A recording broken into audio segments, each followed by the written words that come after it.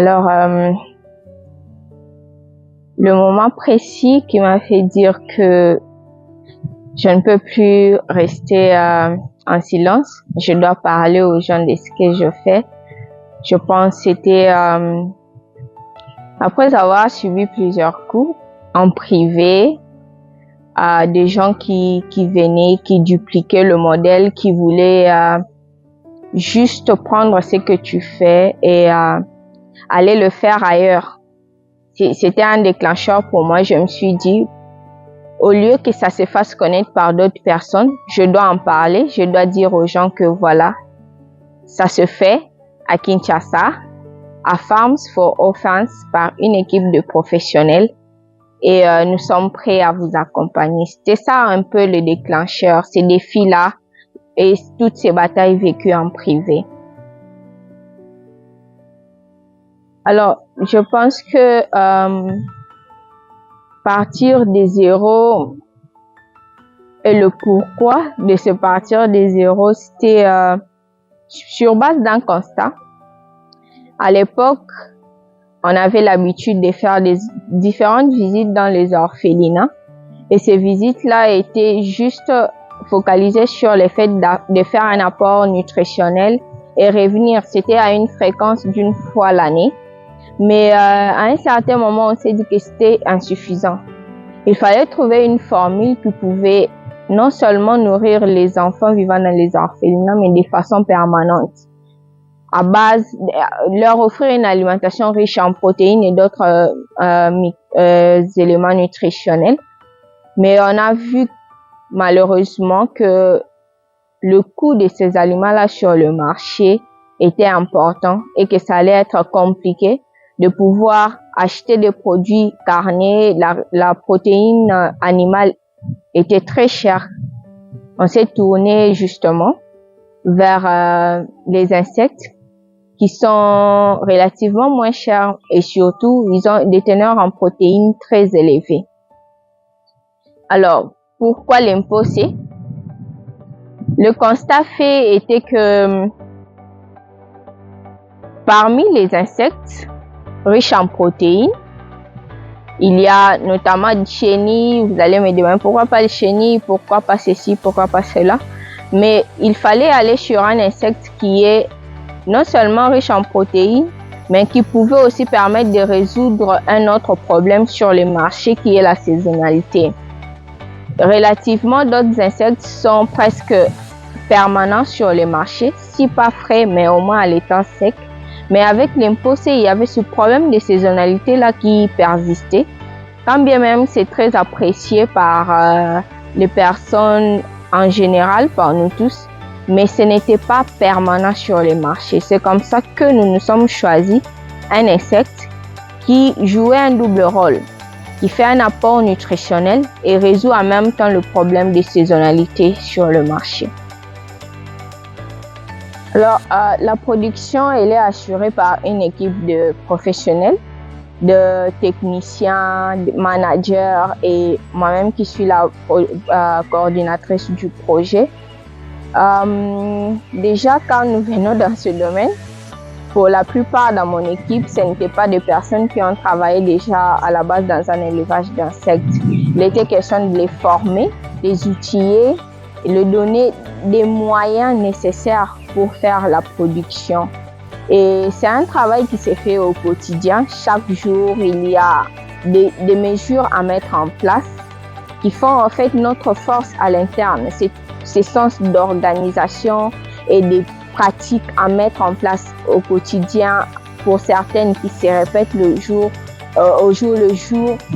C'est vraiment de cette façon-là qu'on arrive à maîtriser un peu notre production. Et quand vous êtes dans un type de domaine comme le nôtre, vous ne vous arrêtez pas seulement sur ce que vous faites au quotidien. Il y a une équipe qui s'occupe aussi de faire des recherches chaque jour. Comment évoluent les choses? Le monde évolue, la science évolue. Ce n'est pas un élevage conventionnel, c'est parmi des élevages non conventionnels et il faut chaque jour étudier de nouveaux paramètres pour pouvoir l'améliorer. Quand même l'équipe de production fait un travail merveilleux à côté, il y a toujours ces pratiques-là que nous mettons en place chaque jour, que nous étudions pour parfaire, atteindre un certain niveau de stabilité et arriver à réduire de plus en plus le coût de production, le coût aussi de ces insectes quand ils sont prêts à être livrés sur le marché. Alors c'est un grand travail au quotidien. Il faut avoir des insectes, il faut avoir des intrants. Ce n'est pas facile, mais on fait avec. Et à la question de savoir quel était le moment qui, dans un orphelinat, a apporté un sourire et nous a donné la force de continuer à faire ce qu'on faisait. Je retiendrai une fois dans un orphelinat à Kingasani. Je suis allée visiter les enfants. C'est l'un des orphelinats où j'ai vu vraiment les enfants de tout genre. Et il y avait un enfant, comme m'a dit, l'enfant avait 5 ans. Mais l'enfant n'avait même pas plus de 4 kilos. C'était pesant pour moi, j'avais très mal. Je me dis, mais comment est-ce possible un enfant de cet âge? On m'a raconté son histoire. Mais notre joie et notre sourire était de voir combien cet enfant-là était touché par ce petit geste que nous avions posé, amené à manger ces enfants qui ne parvenaient pas à manger, les nourrir. Et il y a un qui m'a dit, Madame, ces histoires ici, on le voit seulement au marché, ça coûte très cher. Vous avez amené tout ça seulement pour nous? Je dis oui, nous avons amené ça pour vous. Et ce sont ces petits moments-là où on les fait sentir importants, on les fait sentir que vous aussi vous avez droit à ça, qui nous apporte la force au quotidien et le bonheur de nous dire voilà, nous ne sommes pas en train de travailler en vain, nous sommes en train de travailler pour une cause et on doit continuer, on doit bosser encore dur pour pouvoir redonner le sourire et faire sentir ces enfants qu'ils valent aussi mieux, qu'ils peuvent aussi bien manger et être en situation de sécurité alimentaire.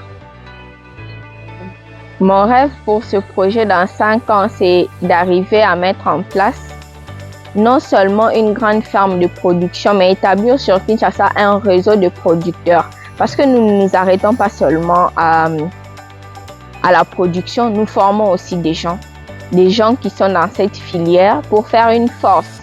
À nous seuls, on ne peut pas tenir et nourrir tout Kinshasa parce que le projet ne s'arrête pas seulement à la nutrition des enfants vivant dans les orphelinats.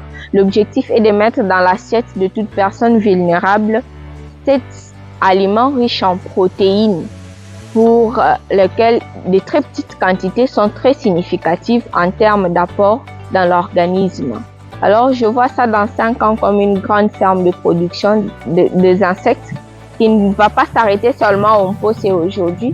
Le Mpose, c'est notre projet mère, c'est le projet qui nous a propulsé, mais on est en train d'élargir la vision sur d'autres types d'insectes, comment établir une forme d'économie circulaire autour de cet élevage, comment utiliser de façon durable et rationnelle les déchets pour produire d'autres sources d'aliments.